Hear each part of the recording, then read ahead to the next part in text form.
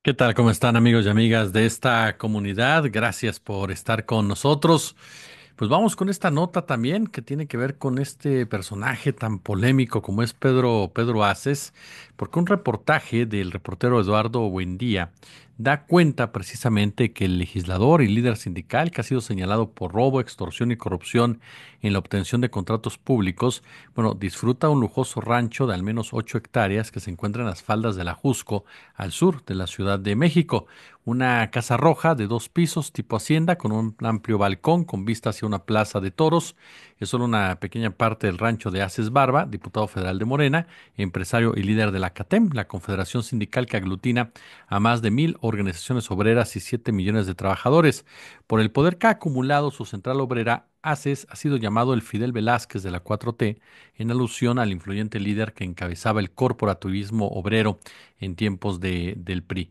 Además de ser un sitio de descanso para Aces y su familia, el lugar es alquilado para eventos sociales. Incluso el salón principal, con una superficie de 1,080 metros cuadrados, ha sido recinto de bodas, conciertos, cenas navideñas y hasta fiestas para políticos, como la que en agosto del 2024 le ofreció a Ricardo Monreal, quien es actual líder de los diputados Morena y amigo personal de Aces, de Pedro Aces. Es decir, estamos hablando de un personaje vinculado directamente con los Monreal. Ricardo Monreal, que por cierto salió en su defensa, ¿no? Salió en su defensa y dijo que iba a dar la cara, que iba a dar la cara porque como hombre él estaba convencido de que iba a explicar perfectamente bien qué qué representaba esta situación. Bueno, pues la respuesta de Pedro Aces fue bastante cuestionable, si ustedes me lo permiten. ¿Por qué? Porque a final de cuentas, Pedro Aces, el diputado morenista, afirmó que desde hace muchos años ha tenido esa propiedad, pues fue heredada, dice, desde su abuelo. En una conferencia de prensa, el líder sindical aseguró que nunca ha sido corrupto, es lo que él dice. Hay informes, hay señalamientos de Ricardo Landero, por ejemplo, excelente analista, que confirman todo lo contrario. No, pero bueno, él dice, yo nunca he trabajado para el gobierno y todo lo que tengo ha sido por mi trabajo, por lo que no tiene absolutamente nada de qué avergonzarse.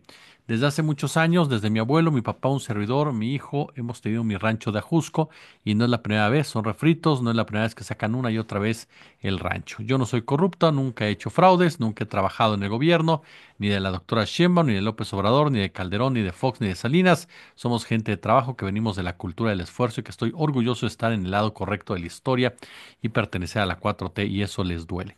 Hay que recordar que Pedro Aces ya había intentado meterse a la política desde hace años, creando incluso una plataforma política para el propio Ricardo Monreal si si hubiera decidido abandonar Morena y lanzarse por su cuenta rumbo a la presidencia de la República, cuando absurdamente Monreal creía o pensaba que tenía alguna posibilidad de ser presidente de este país. Se basó precisamente en pues el prototipo, digámoslo así, de partido que presentó Pedro Aces ante el Instituto Electoral de nuestro país, el cual pues no pasó la prueba del ácido como tal. Es decir, Aces y Monreal tienen mucho tiempo involucrados y sí, Pedro Aces a lo mejor oficialmente no ha estado en la política, pero siempre ha jugado un papel político en el lado sindical, sobre todo en el plano corporativo de los sindicatos. Ahí están los datos precisamente incluso de los negocios de la SOFEM. SOFEM, y aun y cuando él diga que no es verdad, está comprobado también que él fue el que, como en anterior sexenio, cuando López Obrador le vetó la ley, intentó llevar a cabo el famoso cobro delegado, ¿no? Ese cobro en contra de los trabajadores por parte de los bancos para que las empresas les descontaran el crédito en nómina que habían pedido. Él dice, yo no lo propuse. Ahí están los registros, ahí están los documentos que así lo prueban, ahí están las declaraciones incluso de integrantes de la propia bancada senatorial de Morena. Entonces, por supuesto que lo propuso, como lo propuso anteriormente cuando lo vetó López Obrador y como ahora lo iba a vetar la propia Claudia Sheinbaum. Es decir, Pedro Aces no es ninguna palomita blanca, no es ninguna perita en dulce, no es ese personaje honesto que se quiere presentar como tal, y basta con rascarle un poco a su propia historia sindical. Insisto, deja usted de lado el actual reportaje que salió. Simplemente ahí están los negocios de la SOFEM, ahí están los negocios que han hecho a través del corporativismo sindical, que no son de ahora, que se han denunciado desde hace mucho, pero mucho tiempo. Ahora, la defensa que hace, perdón, pero es verdaderamente absurda. Por ejemplo, dice que seguramente les gustaría que anduviera en guaraches, ¿no? ¿Qué declaración es esa? Perdóneme, perdóneme, ¿no? No puedes hacer una declaración de ese tipo. Eso me recuerda a los anteriores, a los líderes sindicales, recuerda de la CTM, si no mal recuerdo, a la Güera Rodríguez Alcaine, quien fue su maestro sindical de Pedro Aces, ¿no? Fue hombre clave de la Güera Rodríguez Alcaine y que en alguna ocasión también dijo lo mismo. Cuando le cuestionaron sobre el coche en el cual llegaba, dijo, pues, ¿qué quieren verme en guaraches o qué? Siendo que era el dirigente sindical de la Güera Rodríguez Alcaine, se le fue todo el mundo encima.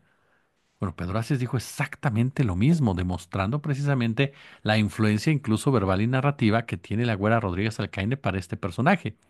Ahora, algo que llamó mucho la atención, de verdad, al final de su pues intento de defensa es que dijo, todos tenemos cola, pero la mía es de hámster, es chiquita.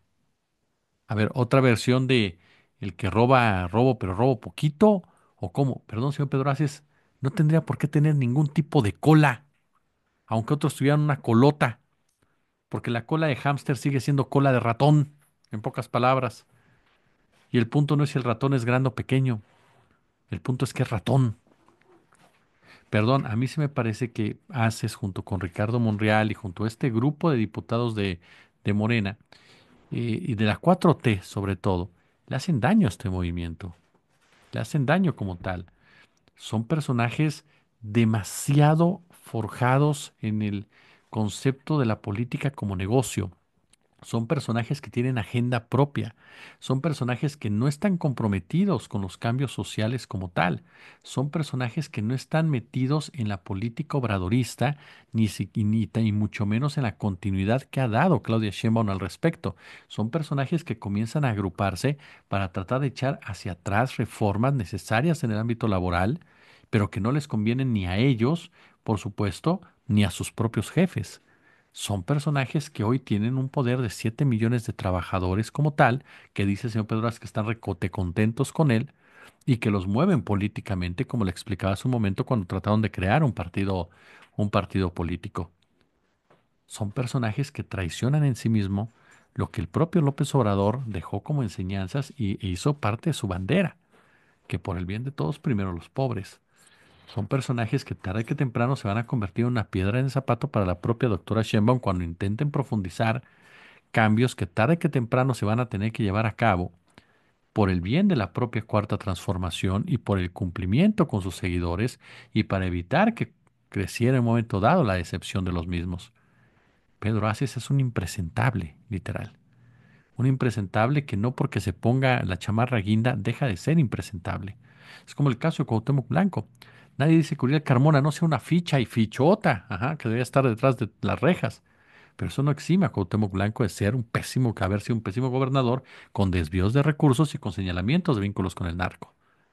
Entonces, es importante siempre no dejarnos llevar solamente por el cariño, identidad, simpatía, empatía, coincidencia ideológica hacia un partido político, sino que o un movimiento, sino también por el bien de ese propio movimiento, ser críticos del mismo cuando aparecen este tipo de personajes que lejos de garantizar cumplir los postulados de los liderazgos, de los orígenes, de las exigencias ciudadanas, se caracterizan por actuar todo lo contrario y se caracterizan por acumular riquezas y se caracterizan, insisto, por ir creando sus propios espacios como tales y sus propias agendas, que en muchas ocasiones van en contra del bien común. Porque a final de cuentas, ojo, este tipo de personajes a diferencia de la doctora Claudia Sheinbaum, que está convencida al 100% de que el poder de Morena debe ser utilizado para hacer cambios profundos, porque me queda claro que la doctora está convencida en eso y entiende ese nivel de poder y lo entiende y lo maneja muy bien por la madurez política que tiene, estos personajes buscan de una u otra manera recuperar lo que fue el PRI, recuperar lo que fue el PRI de esa hegemonía como tal. Y esa hegemonía no se le debemos a ellos, no se la debe nadie a ellos. Eso es lo más indignante que son personajes que se sienten con una autoridad moral y un liderazgo y que son de una u otra manera arropados por el monrealismo, porque bueno, el propio Monreal está metido en todo eso, con esa actitud que Monreal mostró siendo senador, pensando que Morena había llegado a esos niveles de votación por él, cuando Morena no le debe ni un nada, ni un voto a Monreal como tal.